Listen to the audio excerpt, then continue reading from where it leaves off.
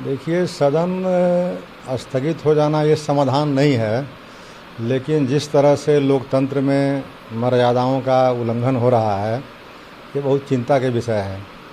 और अभी आपने देखा कि भास्कर अखबार के दफ्तर और उसके मालिक के यहाँ जो छापा हुआ, तो उसमें ये बहुत संदेश गलत गया।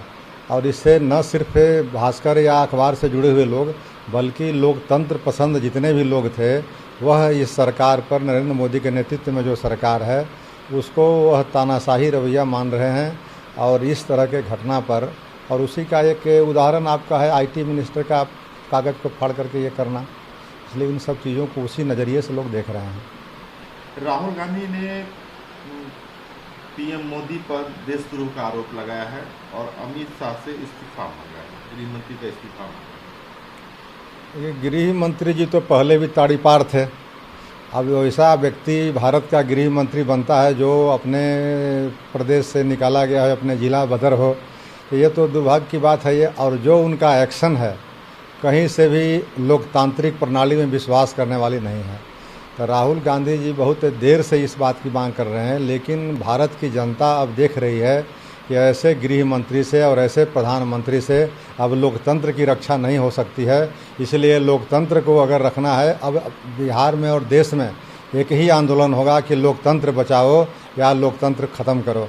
लोकतंत्र बचावे वाले लोग जो हैं, सबको इकट्ठे होना पड़ेगा। न सिर्फ राहुल गांधी जी, बल्कि जितने विपक्षी पार्टी के लोग हैं, सबको एक मंच पर आएं और इस बात में दम लगाएं कि लोकतंत्र को अगर बचाना है तो नरेंद्र मोदी और अमित शाह को भगाना है।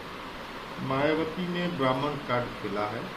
मारे गए गैंगस्टर विकास दुबे के भतीजे की विधवा को छुड़ाने के लिए कानूनी लड़ाई लड़ेगी, यह बसपा ने ऐलान किया। देखिए, बसपा की आप पृष्ठभूमि देखेंगे तो यह पहले भी गठजोड़ था। ब्राह्मण और दलित का गठजोड़ वो मिश्रा जी के टाइम में भी था, काशीराम के बाद। और अभी तो जो यूपी की हालात है, उसमें वहाँ दो जो सवर्ण जातियाँ हैं, खास करके ब्राह्मण और राजपूत, तभी ठाकुर और ब्राह्मण में बहुत कस के जंग छिड़ा हुआ है। वैसे परिस्थिति में मायावती जी अगर ब्राह्मण कार्ड खेली हैं तो निश्चित रूप से ब्राह्मण के वोट को प्रभावित करेंगी। और ये लड़ाई किस मुकाम तक ले जाएंगी ये तो मैं नहीं कह सकता अभी, लेकिन इस लड़ाई में ज़रूर कुछ न कुछ परिणाम निकलेगा। जम्मू आतंकी प्रयास फिर किए गए हैं, ड्रोन भेजे गए थे। सुरक्षा बलों ने 5 किलो पेलोड ले जा रहे ड्रोन को मार गिराया है। जांच में मेड इन चाइना के पार्ट्स का खुलासा हुआ। अब इस पर हमारे प्रधानमंत्री 56 इंच के सीना वाले क्या चुप क्यों लगाए हुए हैं? चाइना से आज नहीं, आप पाकिस्तान की बात आती है तो बहुत हल्ला करते हैं, हाय तौबा मचाते हैं। लेकिन चाइना जिस तरह से भारत के साथ आज नहीं, बहुत पहले से कर रहा है, उस पर आपकी चुप्पी जो है ये कहीं न कहीं बताता है कि आपके 56 इंच के सीना नहीं है। अगर 56 इंच के सीना है तो चाइना के मुँह तोड़ जवाब दीजिए, भारत के लोग आपके साथ हैं। लेकिन वो तो होना नहीं है। ये प्रधानमंत्री सिर्फ पाकिस्तान को, हिंदुस्तान को, हिंदू मुसलमान की बात कह करके हिंदुस्तान में वोट लेकर के सत्ता पर राज करना चाहते हैं।